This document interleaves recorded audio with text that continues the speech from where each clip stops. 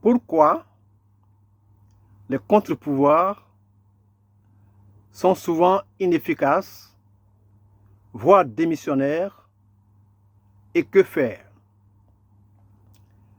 Et pourquoi les contre-pouvoirs, sur lesquels compte la société, sont bien des fois décevants, inopérants et nous lâchent et sombrent dans l'immobilisme dès lors qu'ils se retrouvent au pied du mur?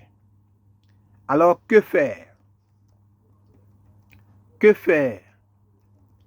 Dans une démocratie, les contre-pouvoirs sont essentiels pour garantir l'équilibre du pouvoir.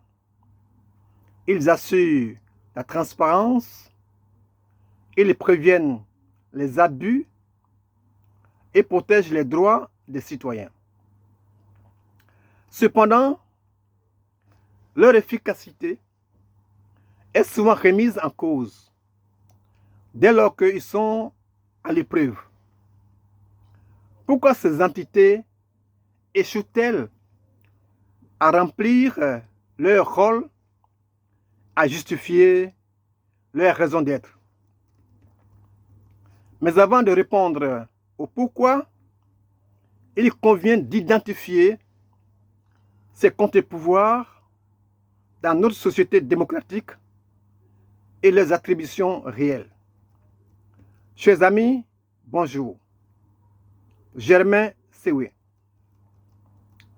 Les contre-pouvoirs sont multiples et variés.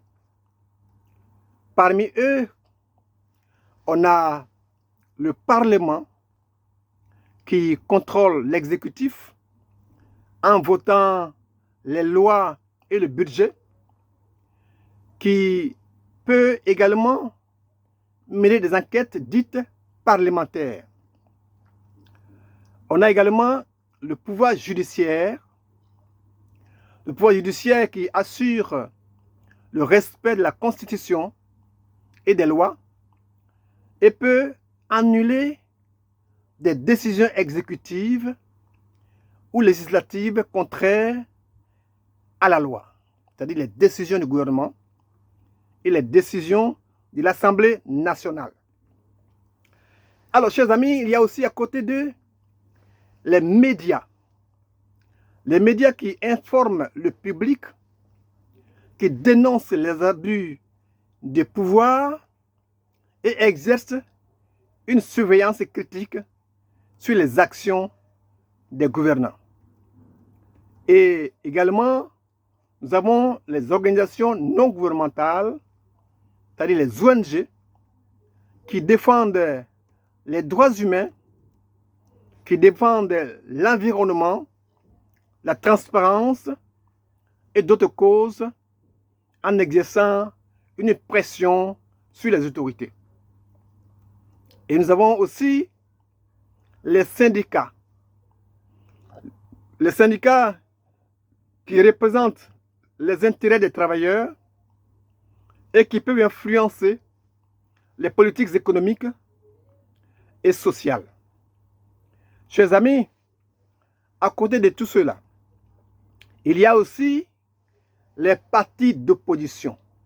Les partis d'opposition qui contestent les décisions du gouvernement en place et qui proposent des alternatives politiques.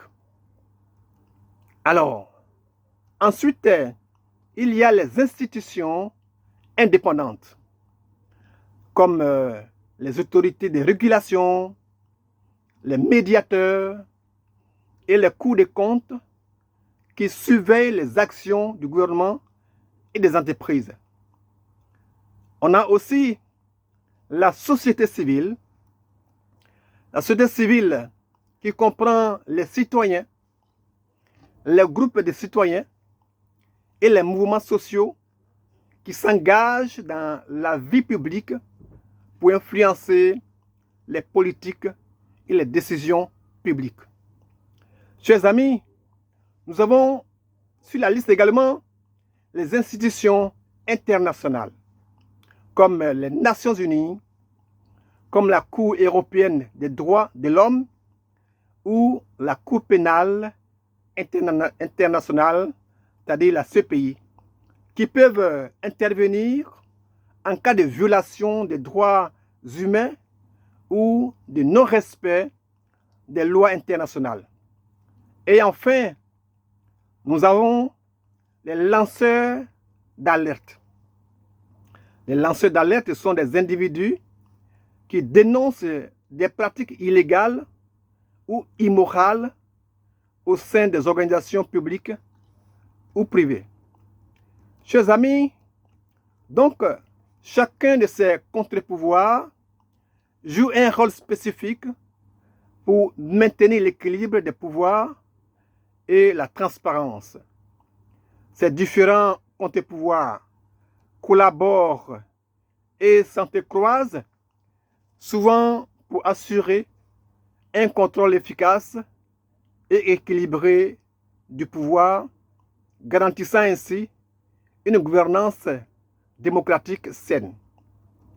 Chers amis, mais malgré leurs attributions classiques et officielles, l'on constate bien d'abus et de violations dans leur sphère d'intervention sans que ces contre-pouvoirs ne se montrent pertinents, efficaces et légitimes.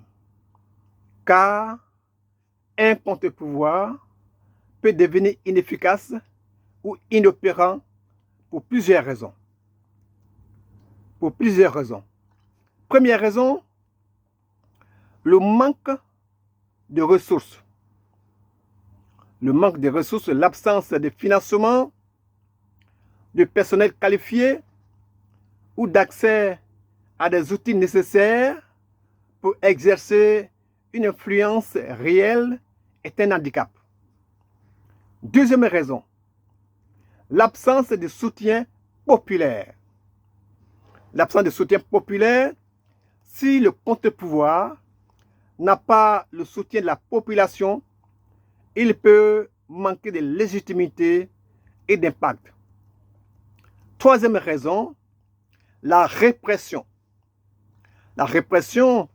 Les gouvernements ou les entités au pouvoir peuvent utiliser des moyens répressifs pour neutraliser les contre-pouvoirs tels que, l'intimidation, tels que l'arrestation ou la censure. Quatrième raison, il y a la corruption.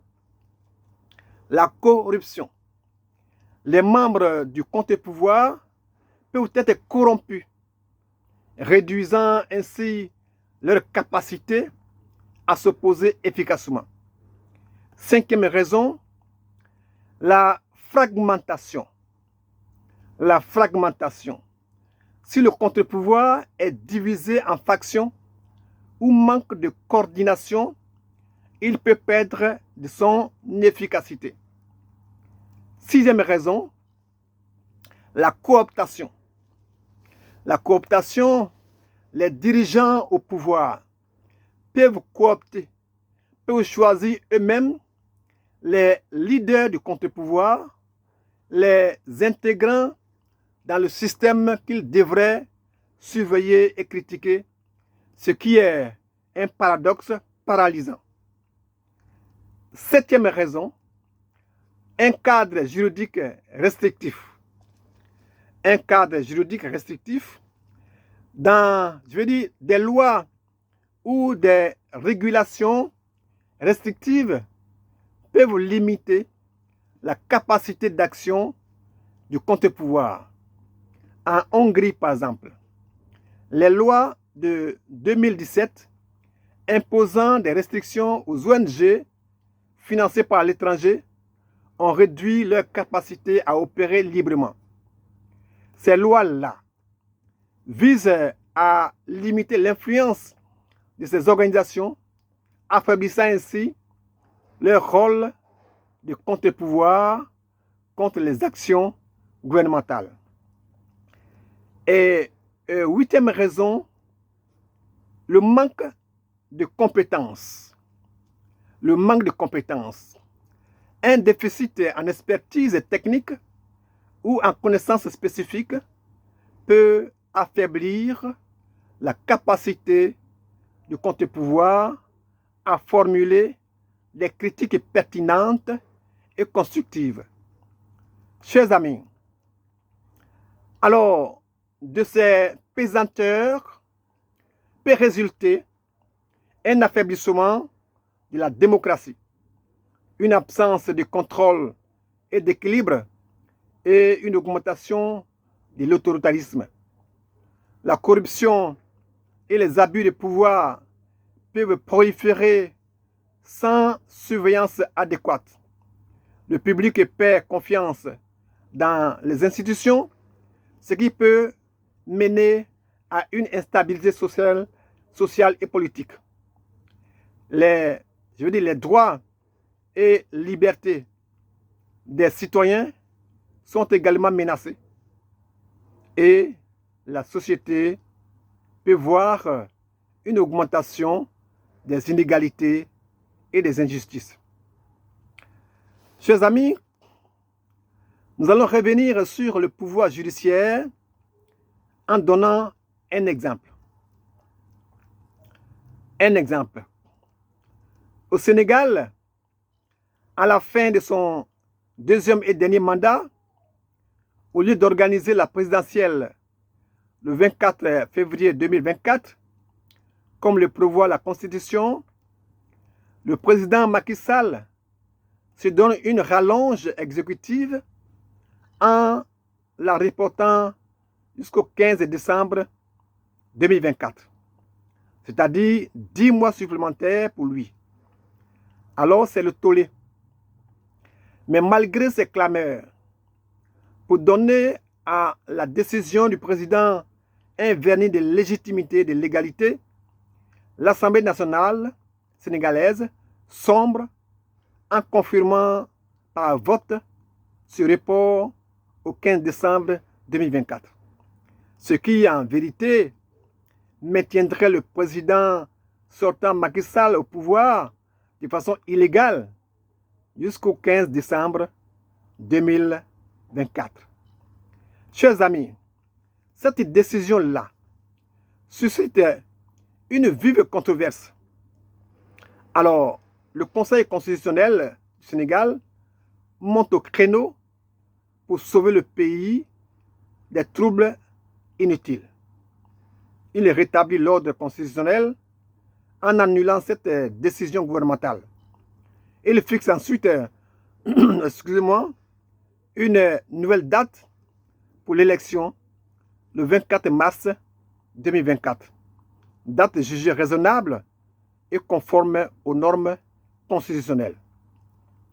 Cette intervention-là est saluée comme un exemple de la force et de l'indépendance des institutions démocratiques au Sénégal, notamment du Conseil constitutionnel, illustrant le rôle crucial des contre-pouvoirs dans la préservation de la démocratie. Chers amis, la pertinence de cet exemple-là, la pertinence de cet exemple sénégalais réside dans le fait que dans le même pays, un contre-pouvoir, à savoir l'Assemblée nationale, se défausse, abandonnant le peuple pour le président dans sa volonté de se maintenir au pouvoir, et un autre contre-pouvoir, le Conseil constitutionnel, sauve le peuple en prenant ses responsabilités pour rétablir l'ordre constitutionnel. Chers amis, c'est pourquoi que faire pour inverser la tendance? Quelle solution? Alors, pour rendre un contre-pouvoir efficace, plusieurs actions peuvent être entreprises. Première action, il faut renforcer les ressources, assurer un financement adéquat et recruter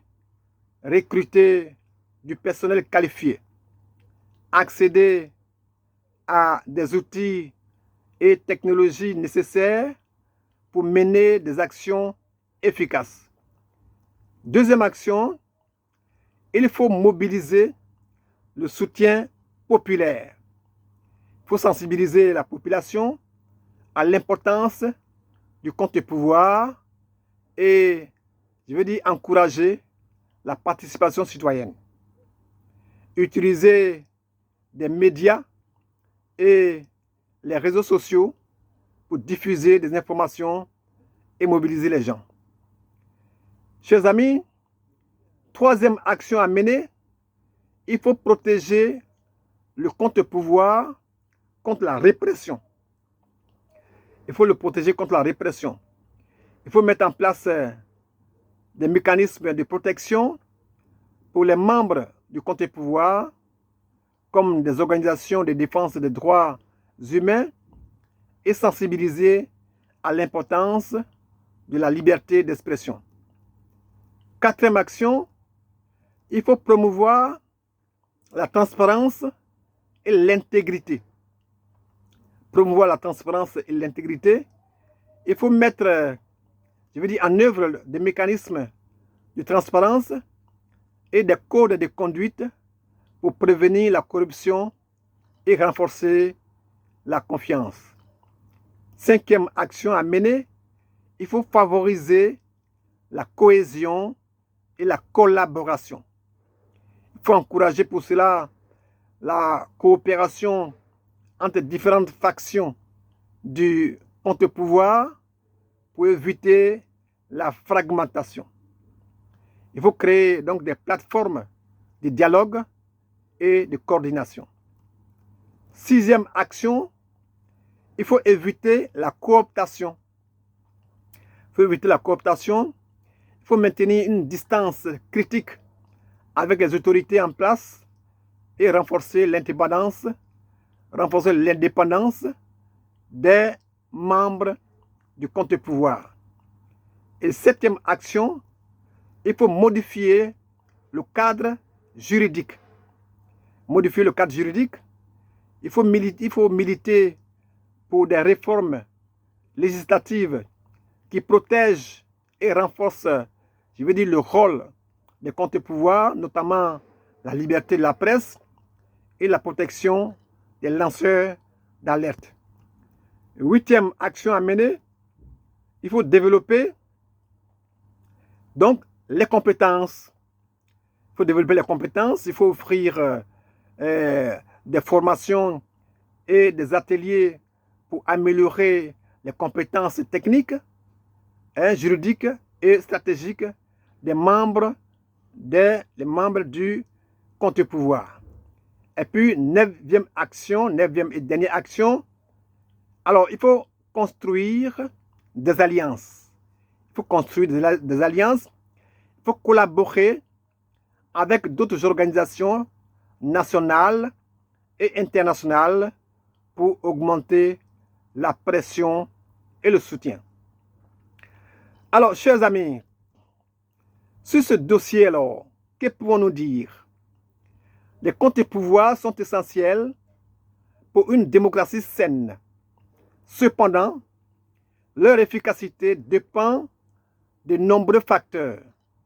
En renforçant leurs ressources, en mobilisant le soutien populaire et en protégeant leurs membres contre la répression, nous pouvons améliorer leur efficacité. La transparence, l'intégrité et la cohésion sont également cruciales pour assurer qu'ils remplissent leur rôle de manière constructive et significative. Germain CV vous salue.